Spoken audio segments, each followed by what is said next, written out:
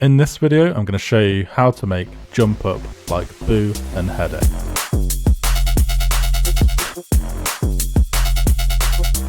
Before we get into it, if you could just smash that like button, it would be much appreciated. Let's start with the drums. So first of all, we need a kick drum, and my kick drum sounds like this.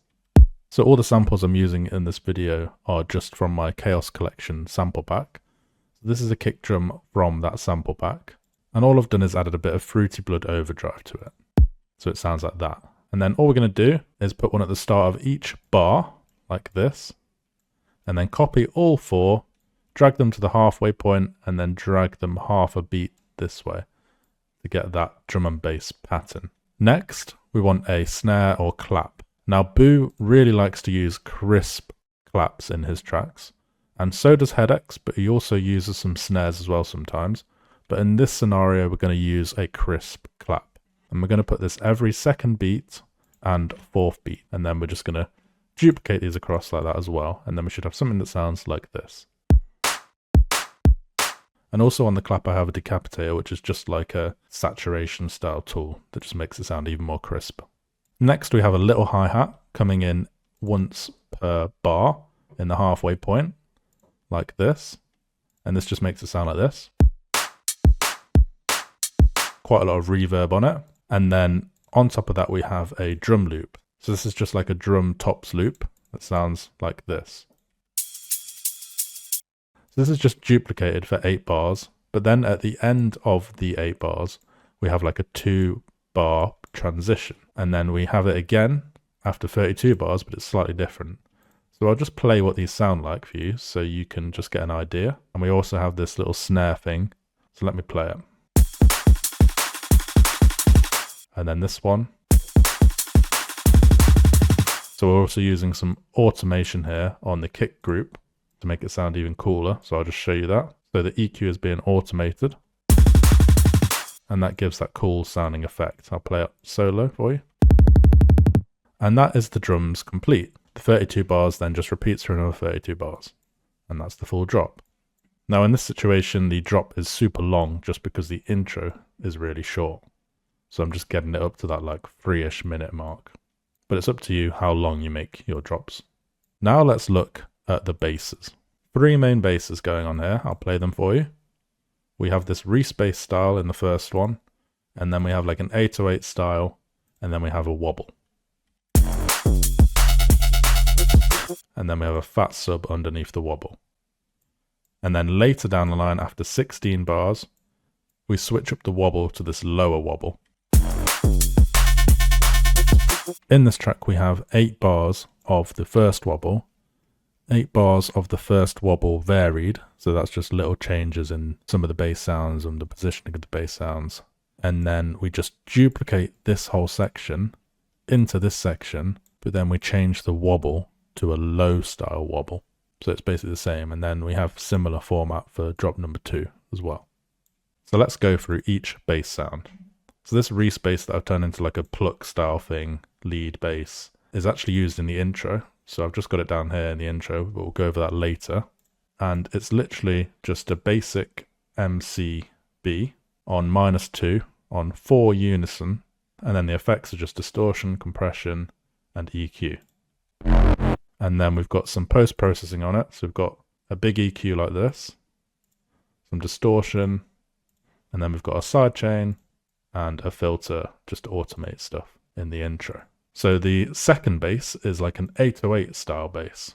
And this again is simple. It's just a analog BD sine wave. And then we've got it on -2. And then we have LFO1 going into this part here. And then if you hold Shift and Alt, it changes the direction of this.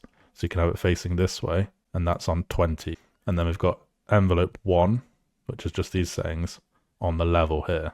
And then we've got an MG low 18 here, and some post-processing, some distortion, some EQ, some compression, and another filter. And then this LFO1 is on the cutoff here. And also make sure your envelope is all sorted and your rates down here. So that gets that sound. And on the EQing, we just have a little bit of boost and our kickstart doing the side chaining again. And we don't have any reverb. The reverb is turned off. So now let's listen to the wobble. This is a fat sub bass that looks something like this, but this basic shape numbers 2 is drawn on here. And then we just have the level here, and then some EQ and some compression. And then we have more EQ on the post-processing and then sidechain again. So for this wobble, we have a sub on -2, basic shapes on all the way to the right, wavehead position 7 on -2. And then we have the RAN turned off for both, basic MG on this one, +2, and +1 here, just because I changed this FM level. And when you change this, it changes the pitch of the sound. So by putting it to +1, it made it back in key. So whatever I was playing on the keyboard was the actual note I was playing. And then this one is all the way to the right as well. This sync isn't doing anything, just ignore that. And then this level is turned off. And then we have MG low 12 here going through A and B. We also have noise on AC hum, which is in organics. And then LFO1 is going into 1, 2, 3, 4 things. Ignore the fifth one. And then the post-processing, we just have a compressor on multiband and some EQ boosting a little bit of the highs, mid to high range. We get this sound. And then we have no post-processing on, just this kickstart. You can see I was messing around with loads of different ideas, but then in the end I didn't need anything. So the notes these are playing, this is playing an F, this is playing an F, and this is also playing an F. So they're all just playing Fs with different style of sounds. And then we have the change-up wobble, which is, it's essentially the same bass, but I've fiddled around with the parameters.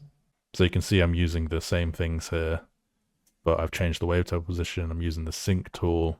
I've put the octave down by 1. I may have messed around with this. The FM is on 70 on this one, and it's on 69 on this one. So that might have made a slight difference. All in all, it's like pretty similar, but it gets that new gritty sound. So on top of that in the drop, we also have this weird vocal chop I found on Splice, which is just that, and I've just chopped that in at the end of each 2-bar section, which I thought sounded pretty cool. And then we've just got various effects. So we've got this like breath effect at the end. And we've also got this like droplet sound as well. Let me play these for you one at a time.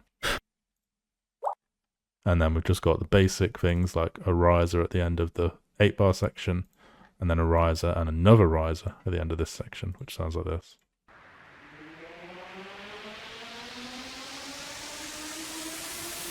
So now we've looked at the drop, let's look at the intro. So a thing I really love to do with my intros, and I teach this in depth in my How to Make a Banger course.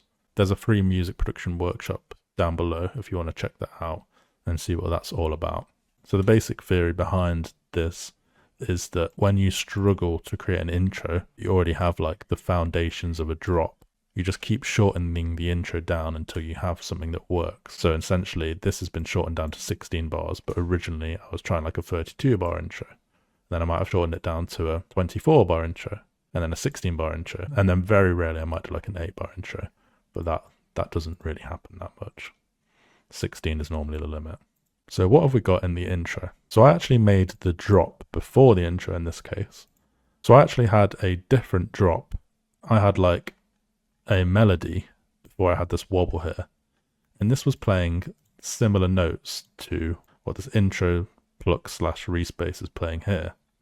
So what I did initially is I took the notes it was playing and then moved them into here and then rejiggled them around to get the drop and the intro to sort of sound similar so that they'd work together nicely. But then I ended up changing the drop anyway, and it still works because we've got this respace involved in the drop as well. So essentially what it is just an Atmos, an F minor, and then this respace over the top playing this melody. And then the melody changes into this just before the drop to emphasize the build up. And then we have another sample here, which is just from Splice.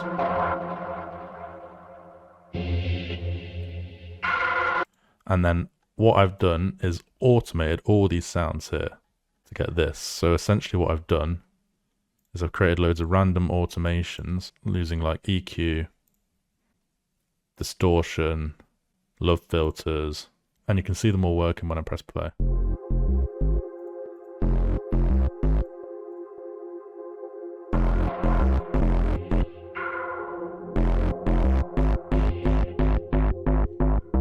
So it's worth experimenting with lots of different automation things because it feels like your track is moving without having to add too many elements in. And then on top of that, we've just got a hi-hat playing every single other beat.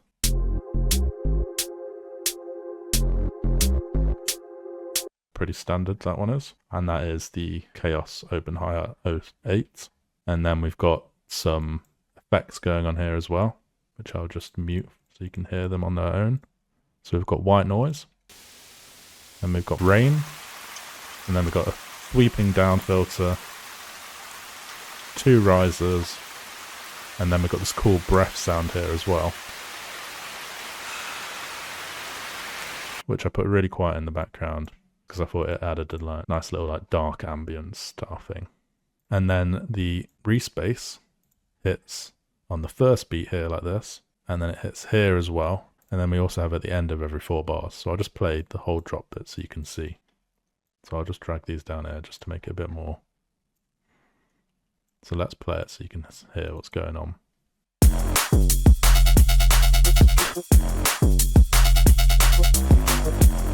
And that is literally just duplicated from here. You see? And then at the end of this section, really simple, and then that just duplicates throughout the drop. And then the transition into the breakdown at the end of the drop. Let's go through this for you.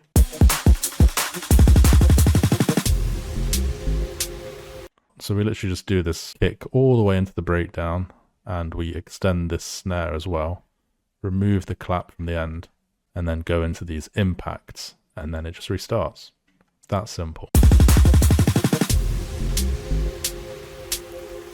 So there's a couple of down filters and impacts that have been added in here, you can see. And that just really helps bring it all together. And then the second drop, I have done like a call and response style thing with the instruments to get this. And this is just from experimenting, so you just have to keep experimenting until you get something that sounds really good. And once this section is done, this section only took about half an hour max to finish, and then the whole track was done. And I also go over how easy it is for me to do this kind of thing with my tracks in the How to Make a Banger course as well. So let me just play this second drop for you, just so you can hear what it sounds like.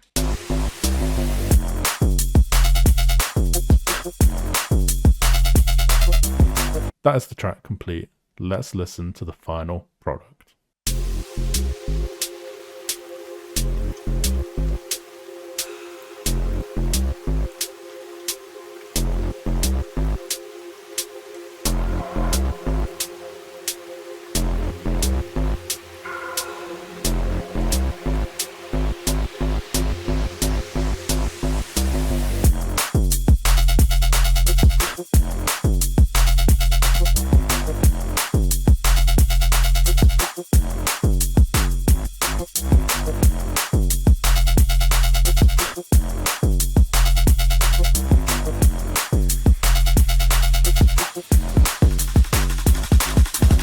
Hope you enjoyed this video.